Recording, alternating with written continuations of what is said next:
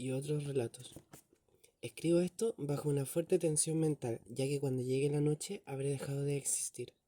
Sin dinero y agotada mi provisión de drogas, que es lo único que me hace tolerable la vida.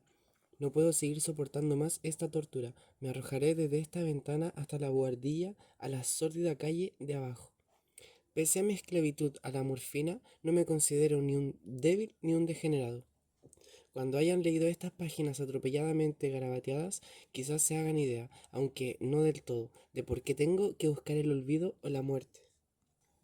Fue en una de las zonas más abiertas y menos frecuentadas del anchuoso Pacífico, donde el paquebote en el que iba yo, de sobrecargo, cayó apresado por un corsario alemán. La Gran Guerra estaba entonces en sus comienzos, y las fuerzas oceánicas de los hunos aún no se habían hundido en su degradación posterior. Así que nuestro buque fue capturado legalmente y nuestra tripulación tratada con toda la deferencia y consideración debida a unos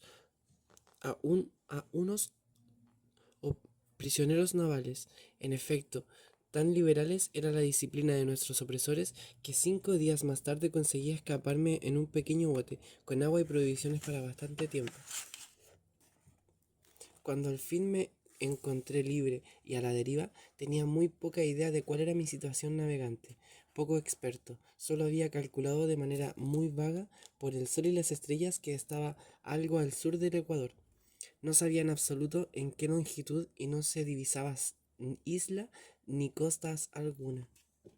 El tiempo se mantenía bueno y durante incontables días navegué sin rumbo bajo un sol abrasador, con la esperanza de que pasara algún barco o de que me arrojaran las olas a alguna región habitable. Pero no aparecía ni barcos ni tierra, y empecé a desesperar en mi soledad, en medio de aquella ondulante e interrumpida inmensidad azul. El cambio ocurrió mientras dormía. Nunca llegaré a conocer los pormenores porque mi sueño, aunque poblado de pesadillas, fue interrumpido cuando desperté finalmente. Descubrí que me encontraba medio succionado en una especie de lodazal viscoso y negruzco que se extendía a mi alrededor, con monótonas ondulaciones hasta donde alcanzaba la vista, en el cual se había adentrado mi bote cierto trecho. Aunque cabe suponer que mi primera reacción fue de perplejidad ante una transformación del paisaje tan prodigioso e inesperada, en realidad sentí más horror que asombro.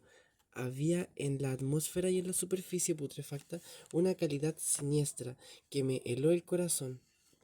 La zona estaba corrompida de peces descompuestos y otros animales menos identificables que se veían emerger en el cieno de la interminable llanura.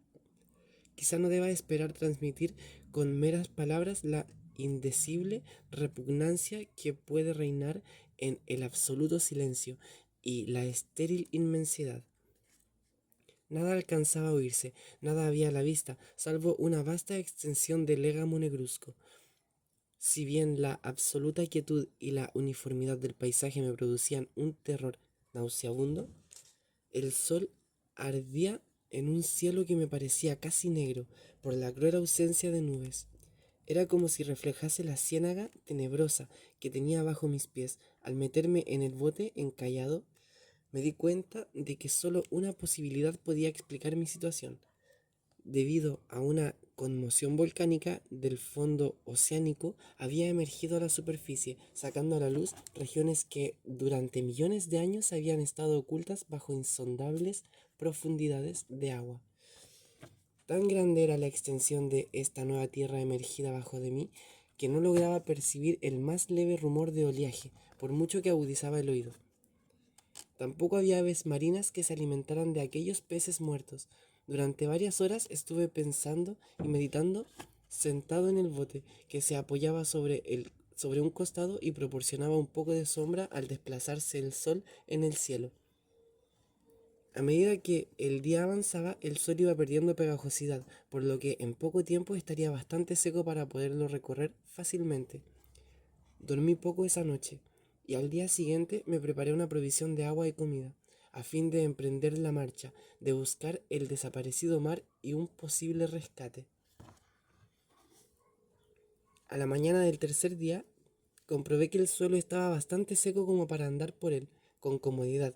El hedor a pescado era insoportable, pero pero tenía preocupado cosas más graves para que me molestase este desagradable inconveniente, y me puse en marcha hacia una meta desconocida.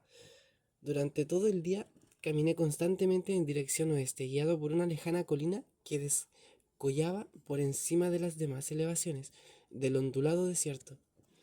Acampé esa noche y al día siguiente proseguí la marcha hacia la colina, aunque parecía escasamente más cerca que la primera vez que la descubrí. Al atardecer del cuarto día llegué al pie de dicha elevación, que resultó ser mucho más alta de lo que me había parecido de lejos. Tenía un valle adelante que hacía más pronunciado el relieve respecto del resto de la superficie. Demasiado cansado para emprender el ascenso, dormí a la sombra de la colina. No sé por qué mis sueños fueron extravagantes esa noche, pero antes que la luna menguante, fantásticamente gibosa, hubiese subido muy alto por el este de la llanura, me desperté cubierto de un sudor frío, decidido a no dormir más. Las visiones que había tenido eran excesivas para soportarlas otra vez. A la luz de la luna comprendí lo imprudente que había sido al viajar de día, sin el sol abrasador. La marcha me habría resultado menos fatigosa. De hecho, me sentí de nuevo lo bastante fuerte como para acometer el ascenso que por la tarde no había podido ser capaz de emprender. Recogí mis cosas e inicié la subida a la cresta de la elevación. Ya he dicho que la interrumpida monotonía de la ondulada llanura era fuente de un vago horror para mí, pero creo que mi horror aumentó cuando llegué a lo alto del monte y vi al otro lado una inmensa cima o cañón, cuya oscura concavidad aún no iluminaba la luna. Me pareció que me encontraba en el borde del mundo, escrutando desde el mismo canto hacia un caos insondable de noche eterna. En mi terror se mezclaban extraños recuerdos del paraíso perdido y la espantosa ascensión de Satanás a través de remotas regiones de tinieblas. Al elevarse más la luna en el cielo, empecé a observar que las laderas del valle no eran tan completamente perpendiculares como había imaginado. La roca formaba cornisas y salientes que proporcionaban apoyos relativamente cómodos para el descenso, y a partir de unos centenares de pies el declive se hacía más gradual. Movido por un impulso que no me es posible analizar con precisión, bajé trabajosamente por las rocas hasta el declive más suave, sin dejar de mirar hacia las profundidades, estigias donde aún no había penetrado la luz. De repente me llamó la atención un objeto singular que había en la ladera opuesta, el cual se erguía vertical como a un centenar de yardas de donde estaba yo, objeto que brilló con un resplandor blanquecino al recibir de pronto los primeros rayos de la luna ascendente. No tardé en comprobar que era tan solo una piedra gigantesca, pero tuve la clara impresión de que su posición, su contorno, no era eternamente obra de la naturaleza. Un examen más detenido me llenó de sensaciones imposibles de expresar, pues pese a su enorme magnitud y su situación en un abismo abierto en el fondo del mar, cuando el mundo era joven, me di cuenta, sin posibilidad de duda, de que el extraño objeto era un monolito perfectamente tallado, cuyas imponente masa había conocido el arte y quizá el culto de criaturas vivas y pensantes. Confuso y asustado, aunque no sin cierta emoción de científico o de arqueólogo, examiné mis alrededores con atención. La luna, ahora casi en su cenit, asomaba espectral y vívida por encima de los gigantescos peldaños que rodeaban el abismo, y reveló un ancho curso de agua que discurría por el fondo, formando meandros, perdiéndose en ambas direcciones y casi lamiéndome los pies donde me había detenido. Al otro lado del abismo, las pequeñas olas bañaban la base del cíclopeo monolito, en cuya superficie podía distinguir ahora inscripciones y toscos relieves. La escritura pertenecía a un sistema de jeroglíficos, desconocidos para mí, distintos de cuanto yo había visto en los libros, y consiste en su mayor parte en símbolos acuáticos, esquematizados, tales como peces, águilas, pulpos, anguilas, pulpos, crustáceos, moluscos, ballenas y demás. Algunos de los caracteres representaban evidentemente seres marinos desconocidos para el mundo moderno, pero cuyos cuerpos en descomposición había visto yo en las llanuras surgidas del océano. Sin embargo, fueron los relieves los que más me fascinaron, claramente visibles al otro lado del curso de agua, a causa de sus enormes proporciones. Había una serie de bajorrelieves cuyos temas habían despertado la envidia de un doré.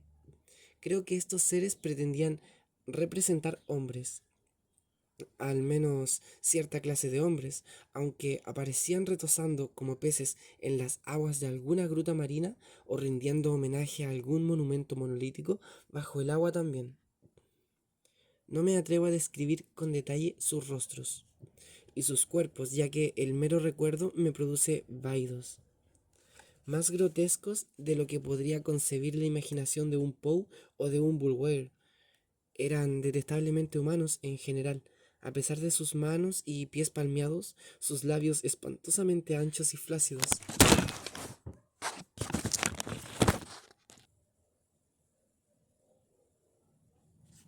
sus ojos abultados y vívidos, y demás rasgos que recuerdo menos agradable.